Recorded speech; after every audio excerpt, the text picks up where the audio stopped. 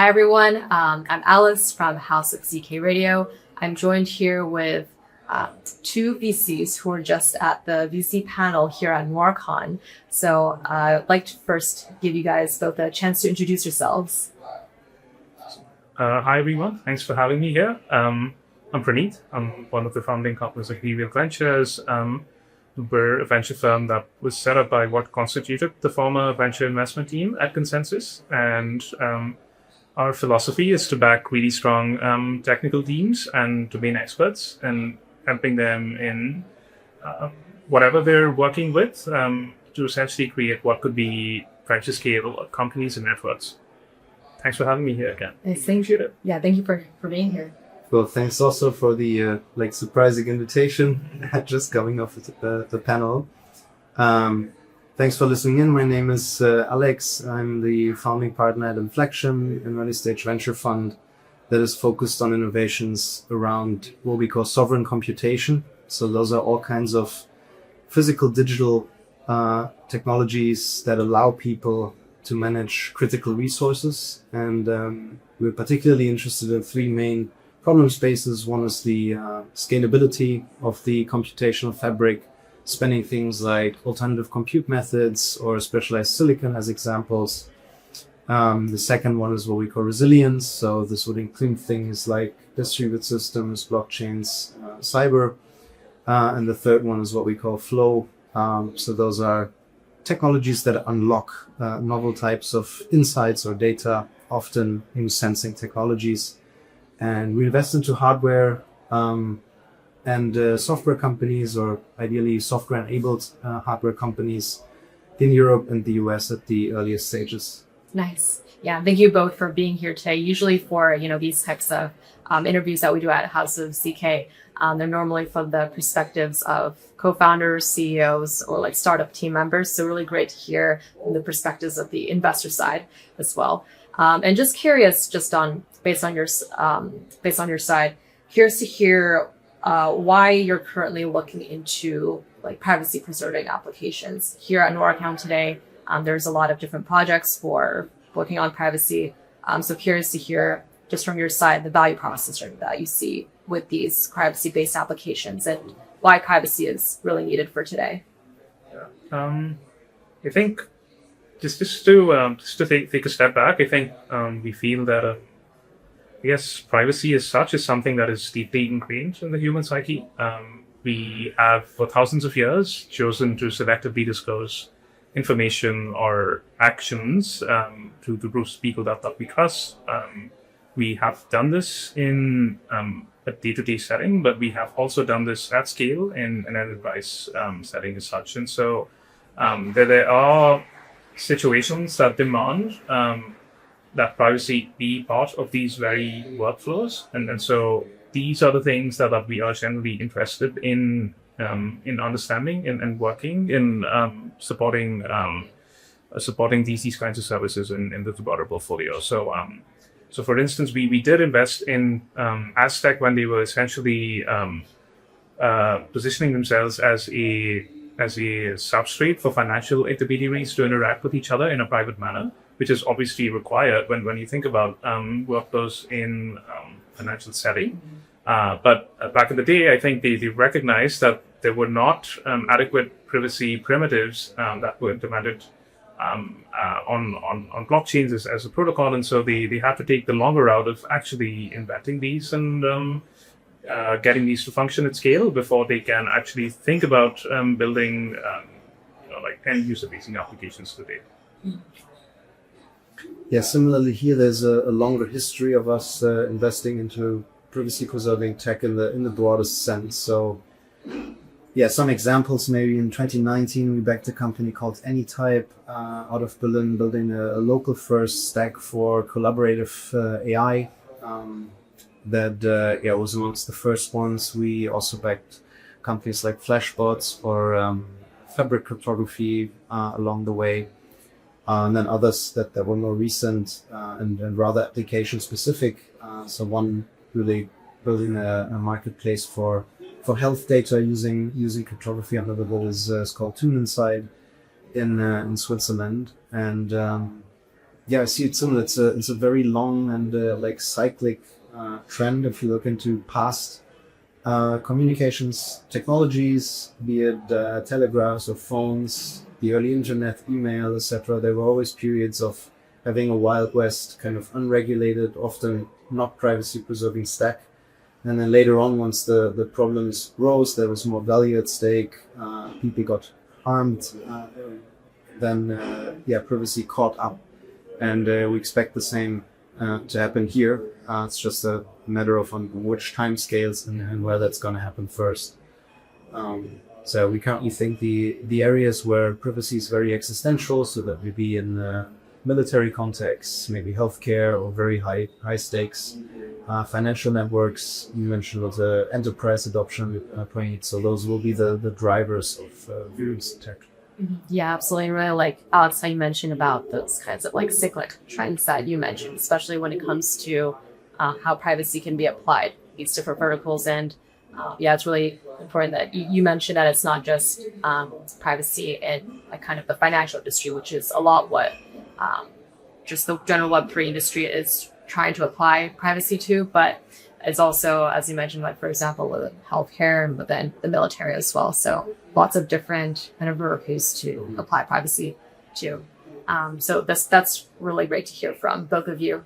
And curious to also hear some of the challenges that you see in the current privacy or ZK landscape right now, in terms of say like any kinds of gaps, any types of limitations that you're seeing, and maybe some barriers that are preventing, say, some more mainstream adoption or just more attention to be drawn into this space. Probably start by saying that it requires maybe a different mindset to start thinking about what information is valuable, what needs to be protected, what are the workflows that need to be obfuscated, and having a representation, a very clear representation of these before you actually start setting out the building the privacy app. And so that's one aspect. The second, which is probably relevant from perspective of a product standpoint and understanding and having a very clear sense of how exactly privacy is part of the product workflow. The second, from I guess a developer standpoint, is essentially the maturity of the tool chains that you actually do see available for implementing some of these as perfect primitives, and ones that you could essentially start thinking about from the perspective of using without introducing points of centralization.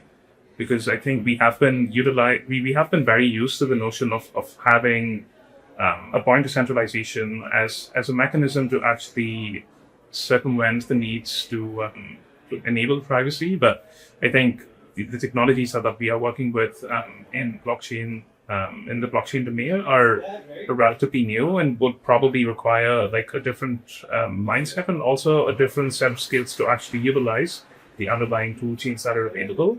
I think these are relatively new in terms of the fact that even though ZK as a concept has been available from some time back, maybe 30 years back, the actual tool chains that you see are not more than a few years old. And so you probably require, from like a developer standpoint, a little more familiarity with these tools and these technologies to then implement things in a manner that actually makes sense. Yeah, absolutely.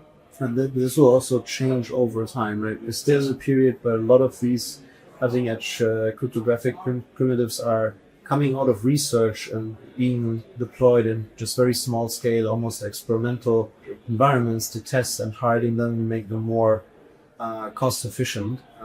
So that's also what I think is going to happen over the long term. As soon as these technologies become more accessible on a UX level and cheaper, the economic feasibility of using them in broader use cases that are less critical, less sensitive, maybe will take up more mind share and more market share over time.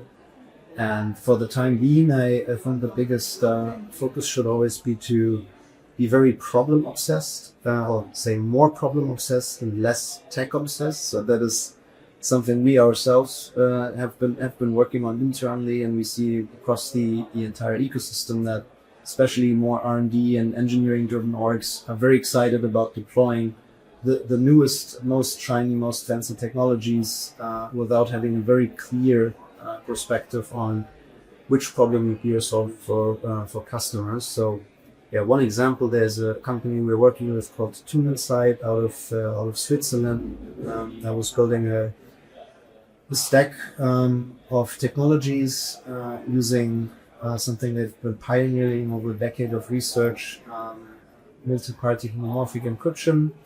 And they were targeting various different industries, from finance to healthcare, military and cyber applications, to test the waters for about a year. And at some point they realized that the biggest problem for them to solve was in healthcare, because there is a very genuine need for different types of organizations, patients, hospitals, insurance companies, to share very sensitive data. And the only way to do this up until now was to have these very cumbersome data sharing agreements, being GDPR compliant, and sending around data with all kinds of cyber risks related to it. And with their technologies, they're actually circumventing this entire cost factor of GDPR compliance, because the data stays where it is at rest, and it can be computed locally with results be pushed back into the cloud.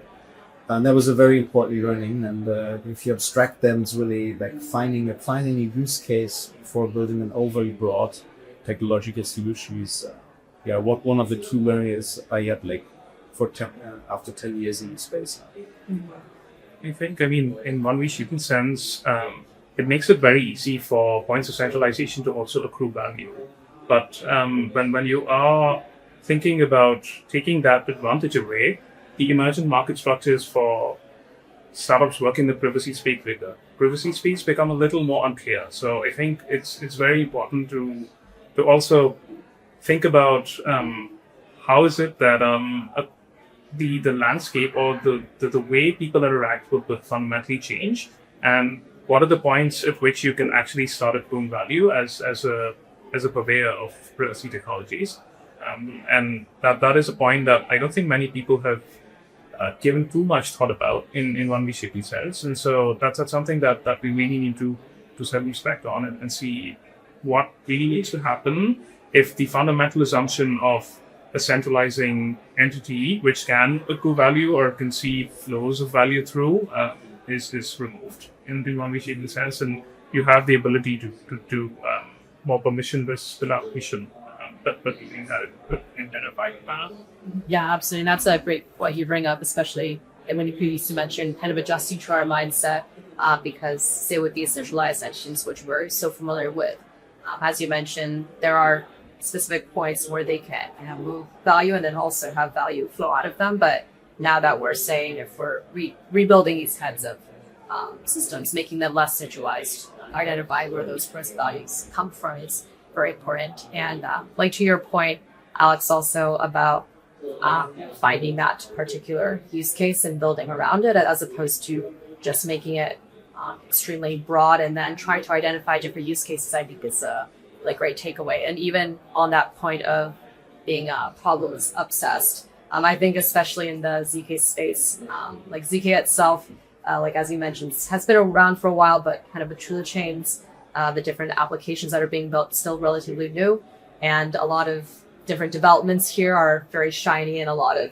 teams are tempted to just include these different technology stacks. But if you're including them without actually considering if they will help the underlying problem that you're trying to solve, then that raises some questions. So always important to remember that technology at the end of the day is just a tool for solving a problem. It should just be the problem that you should be really focused on at the end of the day. So really great perfect summary. yeah, that's really great points made by both of you. You're pitching the the value proposition of the service, right? That's like a marketplace for health data.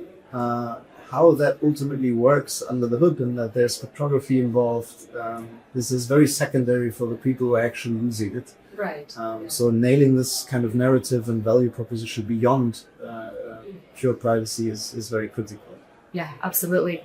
And also curious to hear, you both mentioned some other, like just general cryptographic primitives. And I think you mentioned, Alex, about some like multi-party homomorphic encryption. Just curious to hear if there's any other types of primitives or cryptographic tools that you're currently both looking into in addition to ECK. I guess from my standpoint, one of the key areas of interest for us has been around the TLS notary space, or what people also like to term TLS.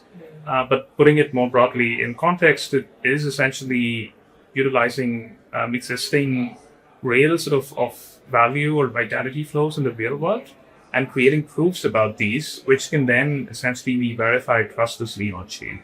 So imagine the ability to show that you have a bank balance that is greater than a certain number, obfuscating the actual balance itself, but doing this in a manner that you can actually verify these proofs on chain and across a decentralized network of machines, which then basically introduces the ability to again utilize blockchain rails to capture two very specific components. The first being the ability to bypass centralized providers and intermediaries who have the ability to also then charge a hefty premium and undercutting these providers on these.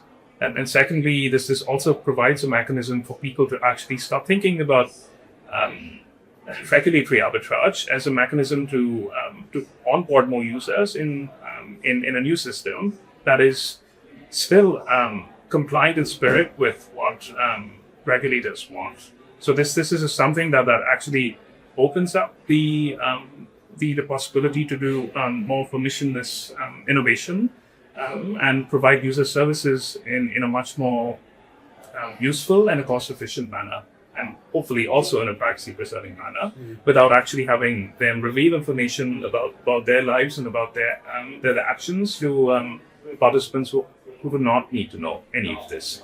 And so apps building on top of TLS Notary, so we backed a company called Overdraft, which is essentially utilizing this as a primitive to essentially create what I like to call a trustless BlockFi. So I think we were one of the seed investors in BlockFi at Consensus, and we'd seen some of the issues that BlockFi as a company had.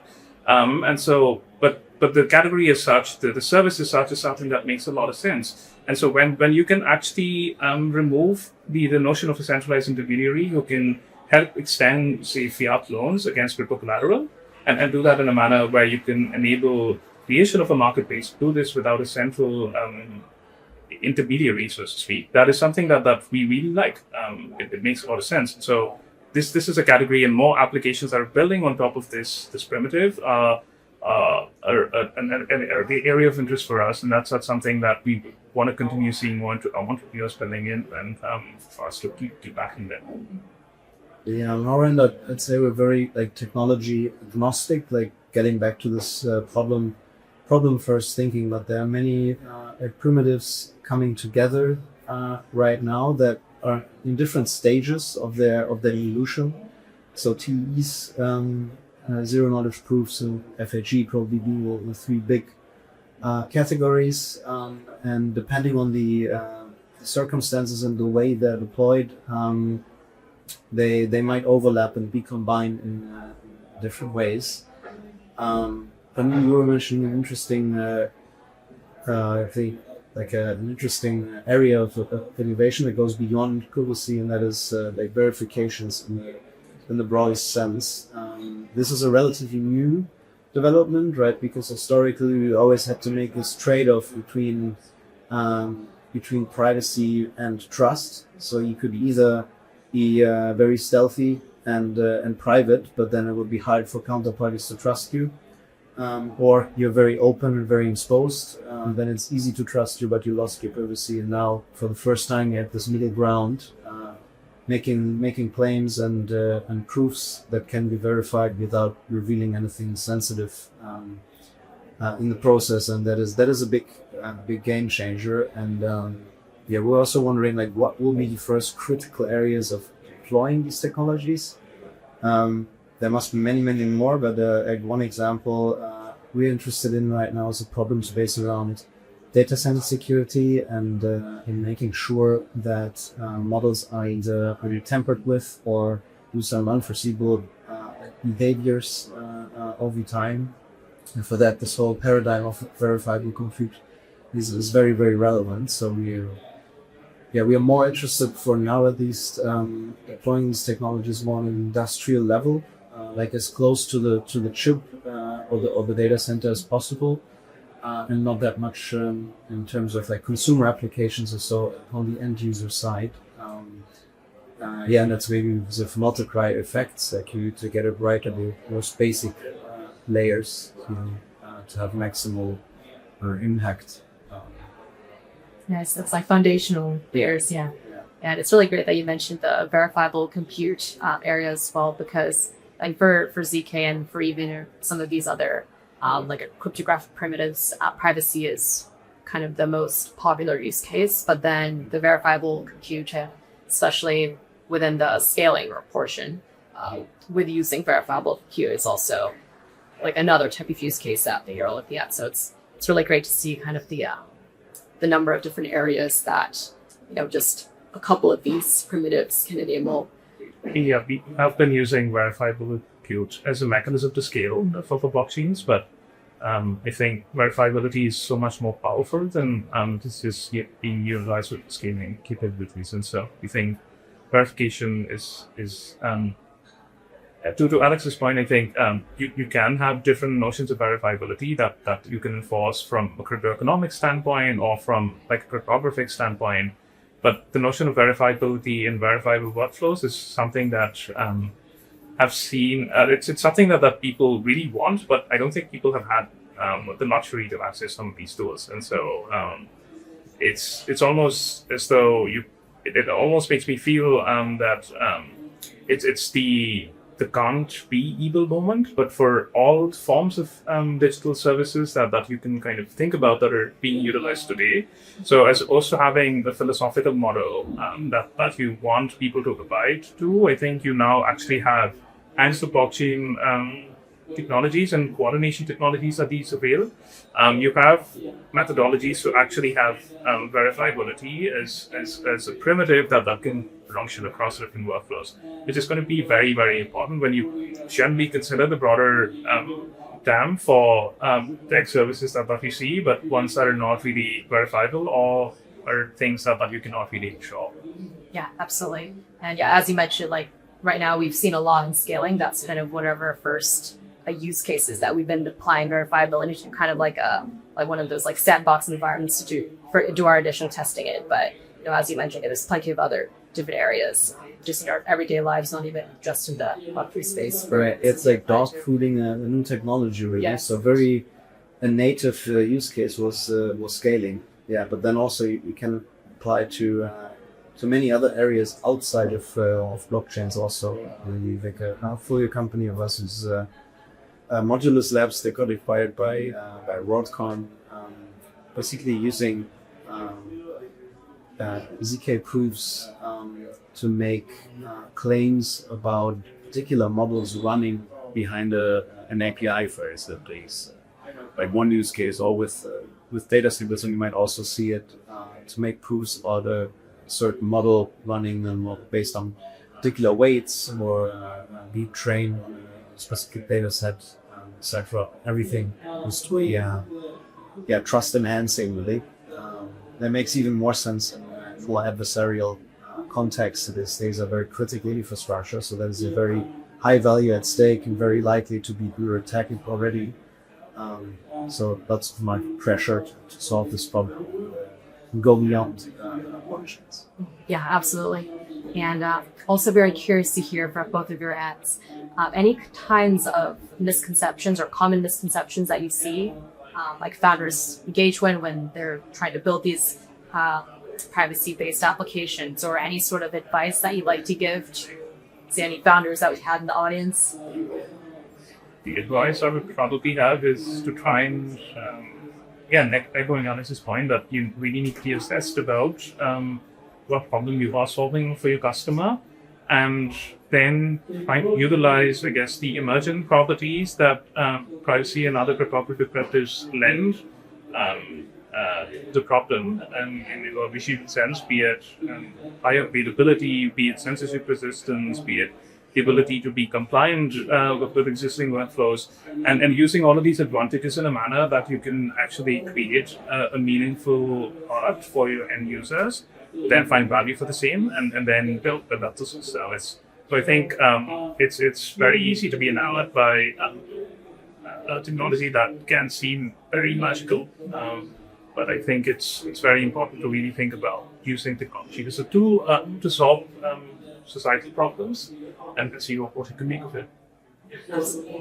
Yeah, very much up that alley. Also, innovation doesn't stop with engineering. So you might have engineered the right piece of technology.